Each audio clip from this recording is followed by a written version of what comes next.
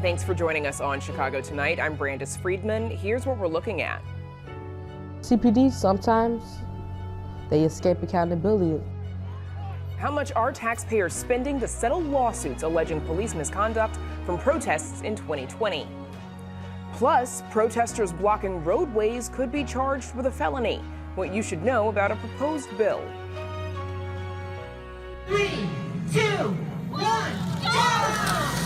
And would you swim in the Chicago River? Organizers are planning an open swim in the body of water once known as the River of Onions.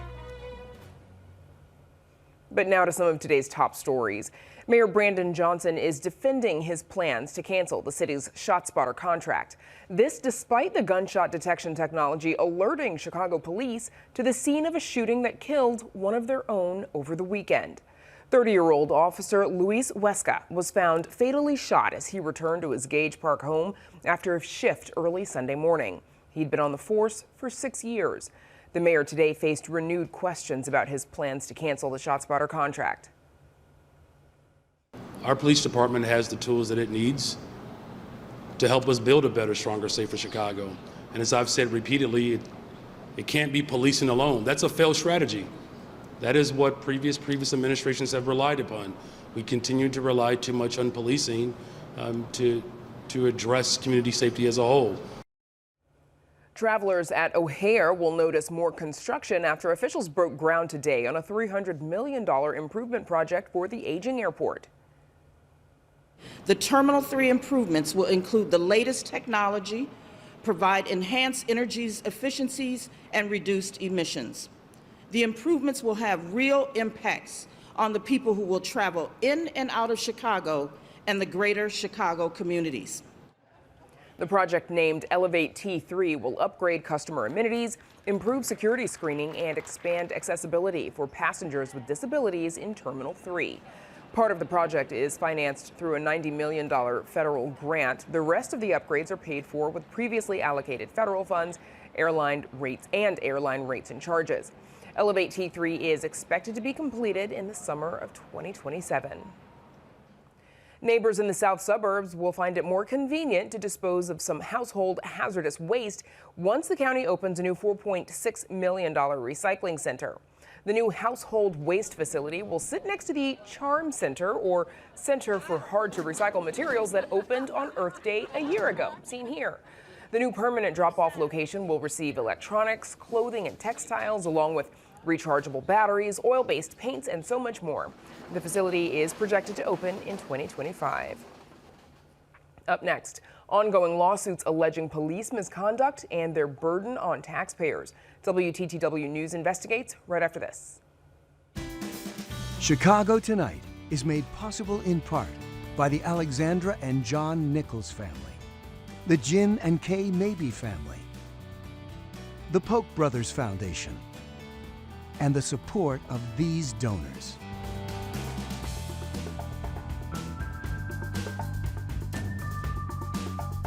Chicago taxpayers have paid more than $5 million to defend and settle lawsuits accusing police officers of misconduct during the 2020 protests triggered by the murder of George Floyd. That is according to an exclusive WTTW News analysis. Reporter Heather Sharon joins us now with more on her first-of-its-kind analysis. Heather. Brandis, Chicago taxpayers have paid more than $3.6 million to settle 32 lawsuits, identified by WTTW News, that were filed by Chicagoans who said they were the victims of misconduct by CPD officers during the protests and unrest that marked the summer of 2020. Another $2 million went to private lawyers to defend the conduct of CPD officers that led to those settlements, according to records obtained by WTTW News through a Freedom of Information Act request. The decision to pay private lawyers to defend the city came despite two probes that found officers beat protesters with batons, doused their faces with pepper spray, used racial slurs, and mocked the push for racial justice and police reform. In many cases, that conduct violated protesters' First Amendment rights and involved unjustified and excessive force, investigators found. That toll is sure to grow, with at least 13 cases still pending against the city. Attorney Sheila Betty, who represents a number of plaintiffs in those cases, said the decision to fight these lawsuits is baffling. It's inexplicable. I can't give you a sort of legal rationale for it, or even a financial rationale, because there is certainly no benefit to taxpayers to dragging out this litigation even further. The harm that people experienced on the streets during the summer of 2020 wasn't just about individual officers making bad decisions, but was about the systemic failures of the department. Private attorneys can cost Chicago taxpayers 4 to 5 times more than lawyers who work for the Chicago Department of Law, according to estimates offered during City Council budget hearings.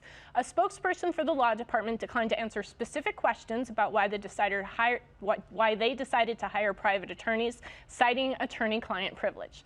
The city's top lawyer, Corporation Counsel Mary Richardson Lowry, declined an interview request from WTTW News, but a spokesperson sent a statement saying, "The city's law department internally evaluates each case for potential risk and liability and takes appropriate steps to minimize financial exposure to the city.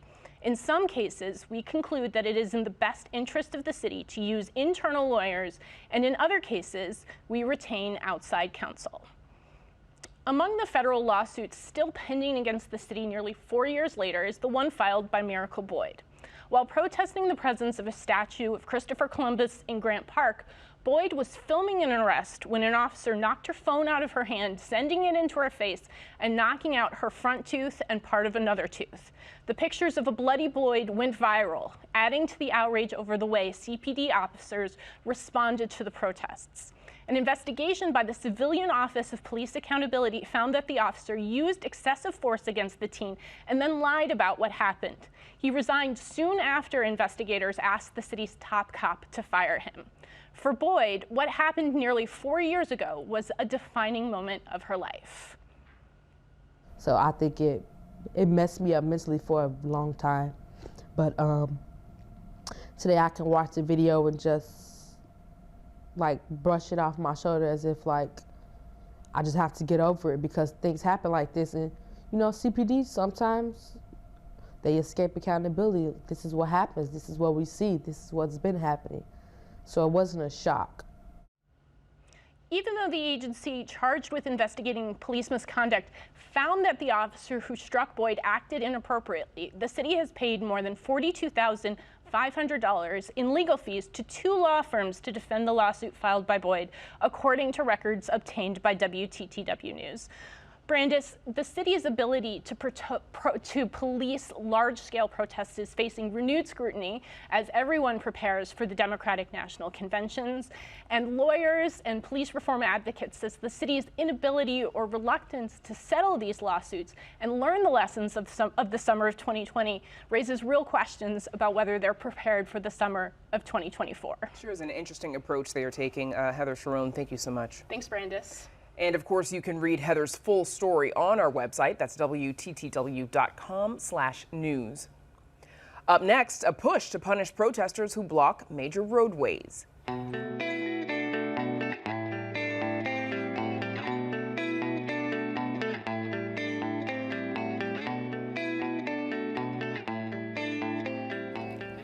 Protesters blocking major roadways could be charged with a felony. That's if lawmakers in Springfield pass this proposed legislation. The bill follows recent pro-Palestinian protests that blocked traffic on I-90 near O'Hare Airport, causing many travelers to have to pull their luggage along the freeway to catch their flights. Community organizations like the U.S. Palestinian Community Network, which we should mention was not a part of that protest, are pushing back on the bill. Here's one of the group's organizers sharing why they support protesting this way. A majority of the people in the United States, as I said before, want the genocide to end and want the U.S. to stop arming and funding Israeli genocide against the Palestinian people. Our lawmakers and this administration have not enacted the popular will of the people. And so the reality is that we need to continue to escalate until lawmakers and our policy reflects the popular will of the people of this country. We understand that when you carry out direct action or civil disobedience, there is a chance of arrest. And joining us now with more are Ed Yonka, the Director of Communications and Public Policy at the American Civil Liberties Union, Illinois, and Republican State Representative Dan Ugasti, lead sponsor of the bill. Thanks to you both for joining us. Representative Ugasti, I want to start with you. Please explain what this legislation would do. Sure. Thanks for having me. This bill basically is making it against the law, making it a Class 4 felony if you block an exceptionally busy roadway for more than 5 minutes that does prevent or would prevent an emergency vehicle from getting through. We're basically looking at public safety. There's actually a couple ideas here. Both deal with public safety. One, making certain emergency vehicles can move freely on our roadways where they need to get to people that are in need of emergency assistance, transport, whatever it may be, and also public safety on the highways. When you shut down a highway, you are, one, putting yourself in danger, and two, those in the cars who have to avoid hitting you or coming to a complete stop without seeing a traffic signal of some type. So we're looking at public safety to make certain everyone's safe while they are having their voices heard. And to be clear, this legislation would make it a felony for those major roadways for protesting and blocking them, whether or not there is an emergency vehicle that is trying to get through at the time of protest. Is that accurate? Yes. Okay. Ed Yonka, sorry, I'll come back to you in a moment, Representative. Ed Yonka, what is your reaction to this proposal? Well, the proposal really has a number of serious constitutional infirmities. The first of which is, quite frankly, we already have laws that make blocking roadways, that making blocking sidewalks, even entrances to buildings, a crime. We make it a misdemeanor and not a felony. And by singling out protest, it doesn't allow. The other thing that I would say is that this idea somehow that it's about, making sure that emergency traffic can get around someplace, as someone who lives in Chicago and works downtown, for a number of weeks last summer, for a number of weeks this summer, downtown was shut off in many different directions because of the NASCAR race. And in fact, what happens is that there are routes that are made possible by first responders. In a protest situation, first responders can work around those as well. What we shouldn't do is continue to act like speech and First Amendment expression is somehow dangerous. It's something to be feared. I think that's what even these kinds of proposals suggest. And I think it's something that we ought to reject as a free and open society. And in fact, just embrace the debate we have, whether it's on the public policy issue at issue near O'Hare or one that Representative Ugasti and I may agree or disagree on in a number of other settings. Representative Ugasti, I mean, why make it a felony if sometimes these kinds of protests are already prosecuted as misdemeanor? Why the upgrade? Well, obviously, having it as a misdemeanor isn't enough of a deterrent to have it from going on. Look, this past time, there was nothing that I'm aware of occurred that put anyone in danger or harmed anyone. Not put anyone in danger, put them in potential danger that harmed anybody. We got lucky. What happens if next time there's an accident or someone gets hit by a car or there is a first responder, someone trying to transport someone? This is trying to prevent a problem from happening. I'm not looking to shut down speech at all. The nature of the protest, who's protesting, who's having a discussion matters not to me. This is about public safety and making certain that the public remains safe. We have, as Ed pointed out, we have all sorts of protections already or laws governing where you can protest, how you can do things, because we take public safety into consideration. This isn't anything more than that. Not trying to shut down a debate, not trying to shut down anyone's free speech. Don't want to ever do that. I fully support free speech. I want to listen again to the organizer that we heard earlier in this segment when he gave his reaction to this proposal. When we've done these shutdowns, Lakeshore Drive, 1994, the I-190, excuse me, in all of these shutdowns, when we've engaged with drivers who are in their cars in the street, we've received positive response from people saying, we understand why you're out here. We understand what you're doing. We understand what your community is going through. And so again, you know, the representative's position is not a majority position. The representative's position is trying to ride the wave, as we say in Arabic. He's trying to ride the wave of our movement for his own political gain. Representative, what do you say to that? And do you think this legislation could move quickly, as you hope? Well, here's the thing. I mean, my hope is it moves quickly because it is about public safety. This isn't about anyone's movement. I'm not even certain. I understand there are pro-Palestinian protesters that were there that day. That came after the idea that we needed to do something about public safety. I had no idea who was protesting. It didn't matter to me initially. I came up with an idea of that we needed to do something. I found out later who was protesting. It doesn't matter. And the fact that a majority of the people they believe or they're reporting are being positive about it, if someone got hurt, they sure wouldn't be. That's all I'm trying to stop here. This isn't about people's right to speak, who's speaking, or what they're saying. This is about public safety. That's all it is.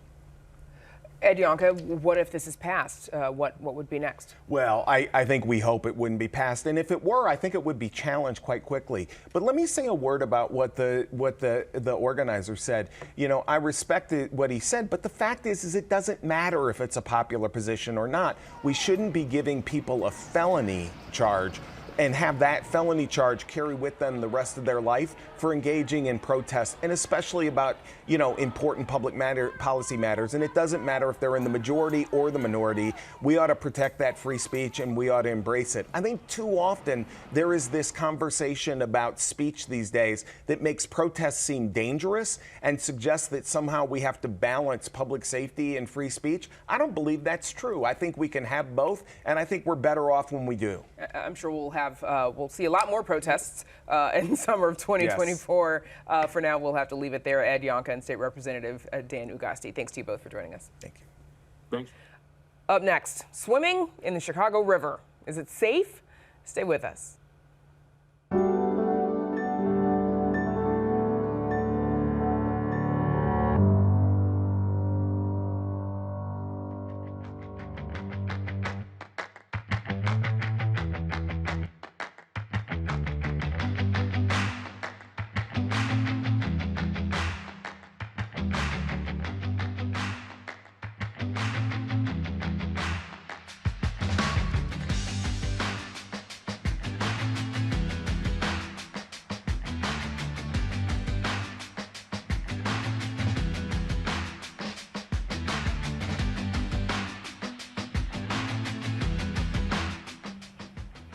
Hundreds of swimmers are expected to make a splash doing something that no one has been able to safely do in more than 100 years.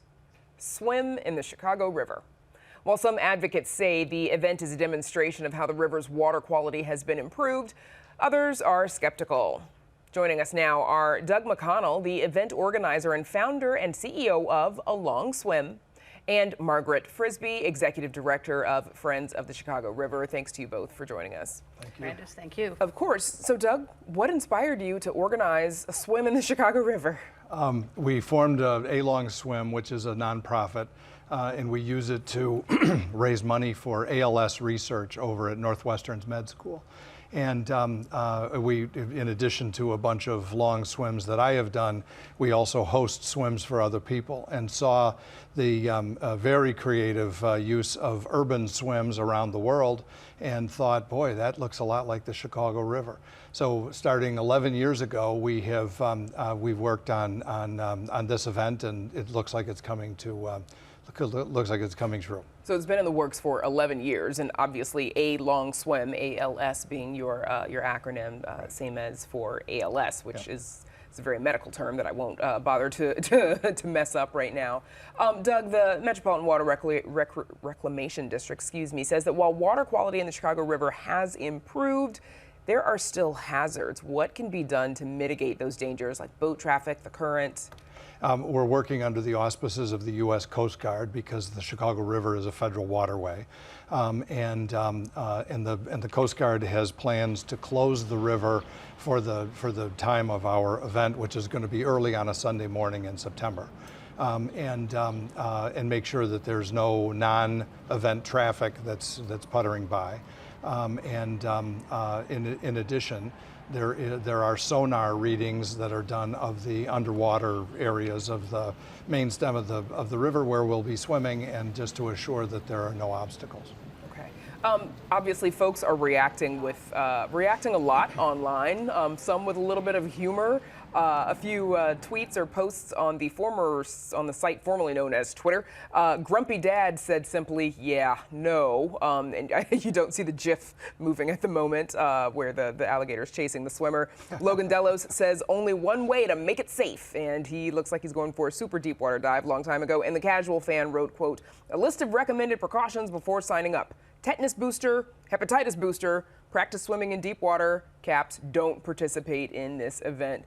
Margaret, remind us how the Chicago River came to be so polluted as to be unsafe for swimming. Well, I'll start by saying it is safe for swimming, and we're supporting this event at Friends of the Chicago River. But really what happened is in the 1850s and the 1860s, Chicago raised itself up out of the swamp that we built it in and directed our sewers to the river.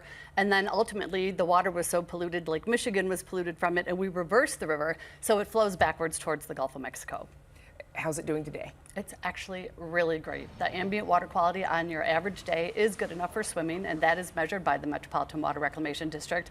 When they when they mention hazards, it's true there's boat traffic and there's sediments to be concerned about, and you have to think about how you get in the water and how you get out. But really, if you plan for swimming and you do the kind of things that they're doing for the Chicago River Swim, the river is fine, and that's why this is such a great demonstration of how you can change people's cultural remembrance and understanding of the river and plan to get people in the water safely in the future. There's the river reversal, obviously, which was, an engineering feat, of course, but what other factors or what other steps have been taken to improve the water quality? So in the last literally 40 years since Friends of the Chicago River was founded, we've had, people are used to talking about deep tunnel, which is really the tunnel and reservoir plan. So that has gone online, and what that does is there's big giant reservoirs and 110 miles of tunnel that store rain and sewage and everything to treat it before it gets released into the river system.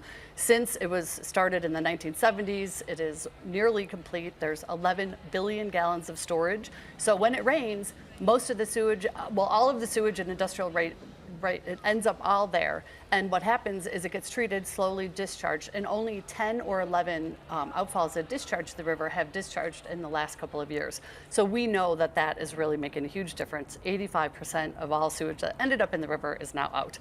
Then on top of it, sewage effluent disinfection. So there's the discharge from the sewage treatment plants actually is like a swimming pool. They're cleaning the water and releasing it clean. So 70% of the water in the river system comes from the sewage treatment plants, and it's coming out clean.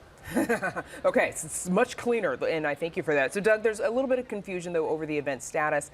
You have a permit for the event through the Coast Guard, as you mentioned, because the river is federal water, but the event was announced before city approval, and 34th Ward Alderman Bill Conway writes on social media, quote, "We need to work together to ensure the river is safe for this event," in response to an ABC7 article stating the event was promoted without city approval. How do you respond to his concerns? He's right. We need to communicate better, and it's the Coast Guard that has kind of taken the laboring oar to kind of manage that communication. Of course, they work with city departments all the time, and offered to do that coordination and communication, really with everybody's focus on having a clean and a safe event, early on a Sunday morning. And what's been the response since this was announced, and what kind of swimmers can we expect? We asked for an approval for 500 swimmers, most of whom are triathletes, and so really outstanding athletes. We've asked people to apply to fill 500 slots. In 2 weeks, we've had 1,100 applications, and really, thankfully, a third of them are away from Chicago altogether. The 56 of 77 neighborhoods are represented in those applications. Another 35 states are represented, including Hawaii, so far away, and 12 countries, including Australia and New Zealand. So this has caused a pretty big stir, and we're very pleased. Going to make a splash. See what I did there? All right. I look forward to learning more about this as we get closer to September 22nd. Doug McConnell and Margaret Frisbee, thanks to you both for joining us. Thank you, Brandis. Thank you. And again, the Chicago River Swim event is planned for September 22nd. You can visit our website for more details. And that's our show for this Monday night. Don't forget to stay connected with us by signing up for our daily briefing. And you can get Chicago Tonight streamed on Facebook, YouTube, and our website, WTTW.com/news. You can also get the show via podcast and the PBS video app. And join us tomorrow night at 5:30 and 10. The latest in our series, Safer City, where we devote the entire program to issues of public and community safety. On tomorrow's program, we talk with organizations working to empower kids and hear from teens themselves working to change the narrative around gun violence. Now, for all of us here at Chicago Tonight, I'm Brandis Friedman. Thank you for watching. Stay healthy and safe, and have a good night.